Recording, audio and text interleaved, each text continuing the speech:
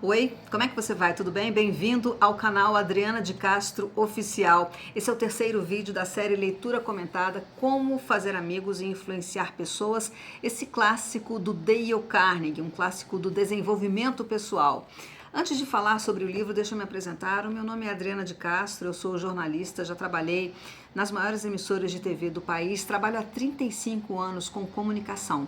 E nessa sequência de vídeos, a gente vai explorar os ensinamentos do Carnegie para que a gente possa aplicar esses princípios no nosso dia a dia e alcançar os nossos objetivos, se relacionando melhor com as pessoas de forma ética e respeitosa. Afinal de contas, né, gente, quem é que nunca teve um problema de relacionamento, seja no trabalho ou mesmo em casa com a família? Aproveita também, gente, para se inscrever no canal, ativar o sininho, que assim você recebe as notificações sempre que tiver um vídeo novo no canal. Curte também o conteúdo se você achar que faz sentido, compartilha com as outras pessoas, porque quando você faz essas ações, o YouTube entende que esse é um conteúdo relevante e compartilha esse vídeo com outras pessoas que também estão buscando o crescimento pessoal. Combinado? Então vamos prosseguir nessa trajetória de aprendizado e transformação. Nesse vídeo a gente continua falando sobre a parte 1 do livro Técnicas Fundamentais para lidar com as pessoas. A gente vai falar agora do capítulo 2, o grande segredo para lidar com as pessoas. E o Carnegie começa esse capítulo fazendo a seguinte afirmação: só existe uma maneira de você fazer com que o outro faça o que você quer. A pessoa precisa querer fazer. É claro que se você ameaçar o seu funcionário de demissão, muito provavelmente ele vai fazer o que você está pedindo. Ou então se você gritar com o seu filho, pode ser que ele faça na hora ali o que você está pedindo. Mas você concorda que esses são meios que a médio e longo prazo acabam não funcionando. Às vezes, quando você sai de perto, as pessoas vão voltar a fazer exatamente o que elas faziam antes e não vão te obedecer. Então, que a melhor maneira de você fazer com que a pessoa faça algo é dar à pessoa o que ela quer. E o que uma pessoa quer? O Carnegie cita o Freud, que dizia que tudo o que o ser humano faz é provocado por dois motivos: o impulso sexual e o desejo de ser importante. O Carnegie cita também o filósofo americano John Dewey, que disse que a mais profunda necessidade da natureza humana é o desejo de ser importante. E ele faz uma pergunta para você: o que é mais importante? O que você mais deseja na vida? Ele faz uma lista aqui com alguns dos que seriam esses principais desejos: saúde, sono, alimentação, lazer, um futuro promissor, bem-estar para a família, segurança, satisfação sexual, a sensação de importância. Mas ele diz que alguns desses desejos costumam ser satisfeitos ao longo da vida. Mas existe um que raramente você consegue e pode ser tão ou mais profundo que esse desejo, por exemplo, de comer ou de dormir, que é justamente o desejo de se sentir importante. Ele fala que uma vez o Abraham Lincoln começou uma carta dizendo: todos gostam de um elogio. E o psicólogo William James afirmou: o mais profundo princípio da natureza humana é a ânsia de obter reconhecimento. O Carnegie completa: há uma ânsia e um tipo insaciável de fome humana. E os raros indivíduos que satisfazem essa carência nos outros de maneira honesta tem todas as pessoas na palma das suas mãos. E ele ainda brinca dizendo que até o coveiro lamentará a sua morte.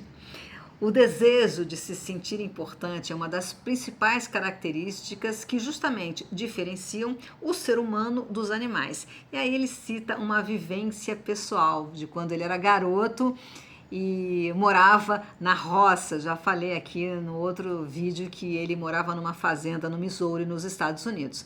E nessa época, o pai dele fazia criação de gado e de porcos com pedigree. E eles, volta e meia, levavam esses animais para feiras e exposições. Os animais eram premiados.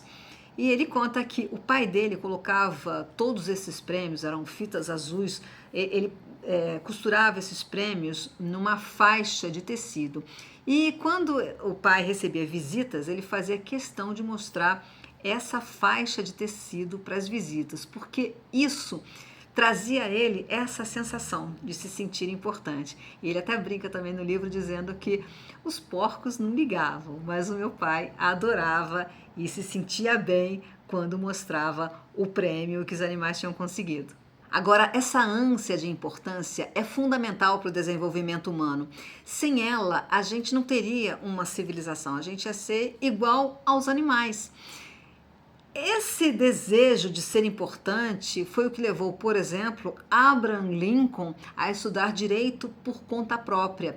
Ele era o atendente pobre de um armazém, tinha pouquíssima cultura, e ele encontrou livros no fundo de um barril e passou a estudar sozinho, porque ele queria ser grande, ele tinha esse desejo dentro dele. É também esse desejo de se sentir importante que leva aquela família a ter a casa mais bonita da cidade, mesmo não precisando de tanto espaço, que leva as pessoas a comprarem roupas de grife, carros bonitos. Infelizmente, também é esse desejo que leva os jovens a participarem de gangues, mesmo correndo risco de serem presos ou de serem mortos.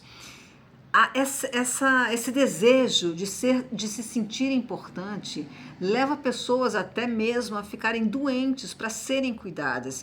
E existem pessoas também que podem chegar até a graus de loucura porque elas não conseguem conviver com a realidade delas e criam ilusões na cabeça de tanto desejo, de tanto que elas precisam, de alguma forma, ter esse sentimento de importância. Se essa vontade de se sentir importante é tão fundamental a ponto de levar uma pessoa a fugir da realidade, imagina o bem que você faz às pessoas quando você faz um reconhecimento sincero. E a melhor maneira de você conseguir isso é através de um elogio honesto. Carnegie escreve aqui: elogios genuínos podem motivar e fortalecer os relacionamentos. A gente também destaca que existe uma diferença entre elogiar e puxar o saco.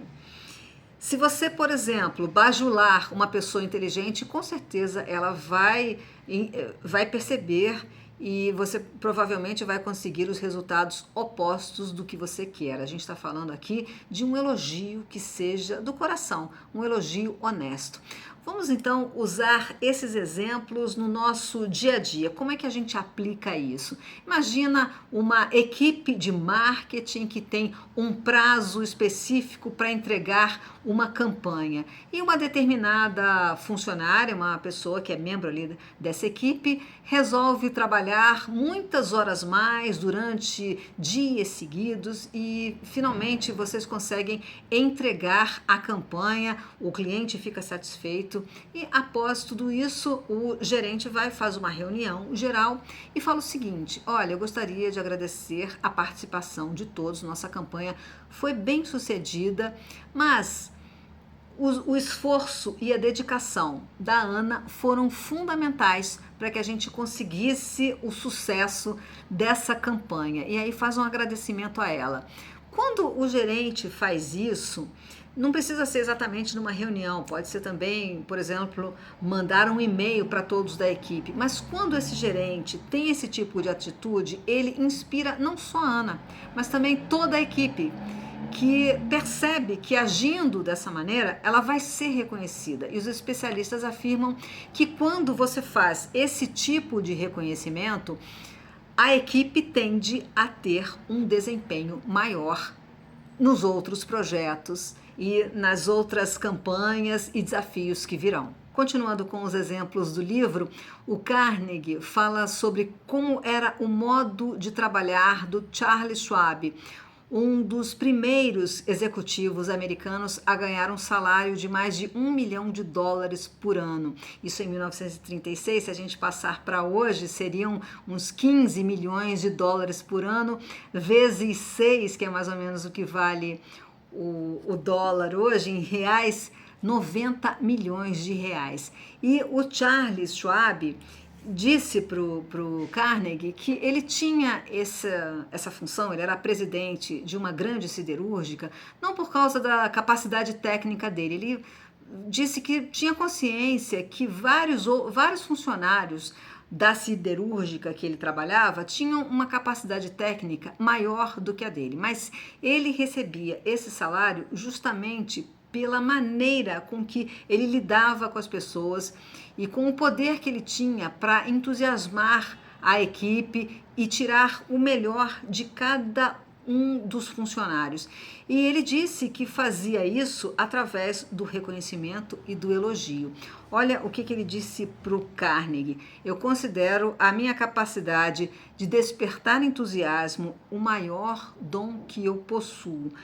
A maneira mais eficiente de desenvolver o que existe de melhor numa pessoa é o reconhecimento e o encorajamento. Nada é mais eficaz para aniquilar as ambições de uma pessoa do que críticas de seus superiores. Assim, eu nunca critico ninguém. Acredito em dar incentivos para o trabalho. E, infelizmente, gente, o que a gente mais vê são as pessoas fazendo o oposto disso. Quantos chefes a gente vê que passam num determinado setor e criticam os funcionários porque eles estão fazendo alguma coisa errada? E se eles veem os funcionários fazendo algo de valor, alguma coisa que está dando certo, ficam quietos. E ao longo do capítulo, o Carnegie dá outros exemplos de pessoas extremamente bem-sucedidas que também usam o recurso do reconhecimento e do elogio sincero no trabalho. Ele fala também de uma situação envolvendo o John D. Rockefeller, que numa transação mal sucedida, um sócio acabou perdendo $1 milhão da empresa. Mas mesmo assim, ele encontrou uma maneira de elogiar esse sócio. Ele falou assim: que pelo menos você conseguiu 60% do dinheiro que a gente investiu. Nem sempre conseguimos ter tanto sucesso, disse ele para o sócio. O Carnegie fala também que como não elogiar pode ser tão prejudicial em casa. Às vezes, muitas mulheres arrumam a casa com esmero, fazem comida ali todos os dias e não recebem nenhum elogio. E aí ele cita uma situação envolvendo um aluno dele, que disse o seguinte: a minha mulher estava fazendo um curso de autoaperfeiçoamento. Ela me encontrou e pediu para eu fazer uma lista com as 6 coisas que ela poderia mudar para ser uma parceira melhor. Aí ele disse que pensou assim: vai ser fácil fazer essa lista.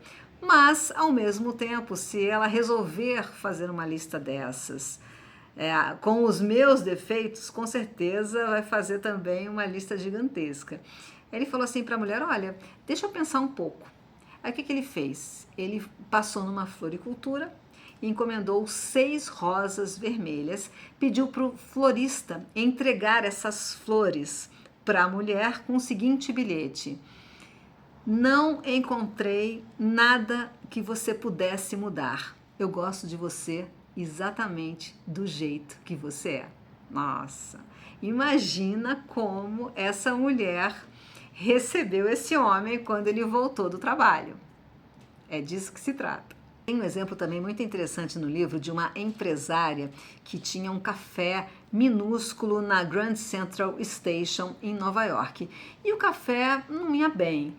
Até que um dia essa mulher viu uma porção de gente fazendo fila ali no corredor em frente à loja dela. Tinha chovido muito, as pessoas estavam molhadas e sentindo frio. Ela se condoeu daquela situação porque ela também já tinha passado por isso, né? Sentir frio, tá molhada. Aí ela mandou uma funcionária ir buscar na casa dela uma máquina de waffle.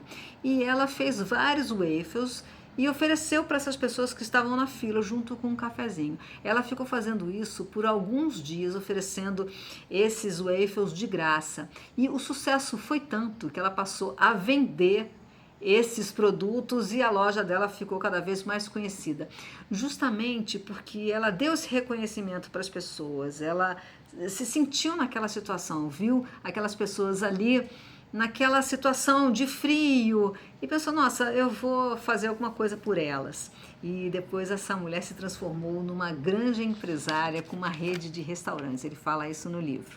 A gente está terminando o capítulo e ele fala aqui que o reconhecimento pode ser tão desejado quanto o alimento. A gente alimenta os nossos filhos, alimentamos os nossos funcionários, mas quantas vezes a gente alimenta a autoestima das pessoas?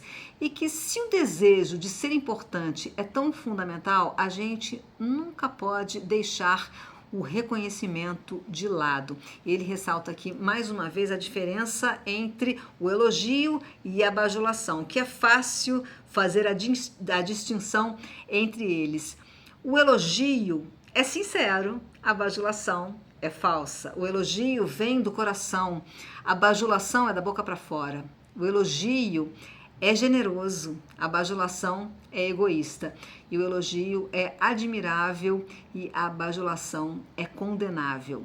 O reconhecimento e o elogio sincero transformam a vida das pessoas. Por isso a gente nunca pode deixar isso de lado. É bom a gente sempre ter em mente que todas as pessoas que a gente encontra, de alguma maneira, estão buscando reconhecimento. E o Carnegie termina esse capítulo com uma frase do Emerson: todo homem que encontro é superior a mim de algum modo, e nesse particular aprendo com eles.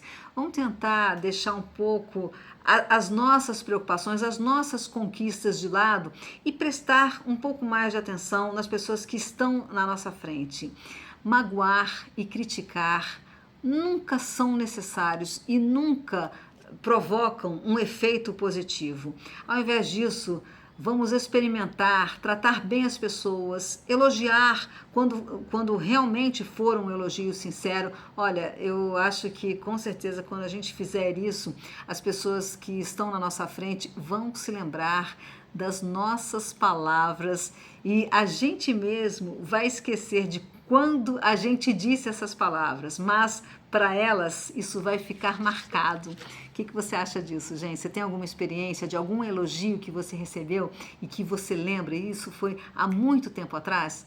Marca demais. Vamos terminando por aqui com esse princípio 2, faça elogios sinceros e honestos.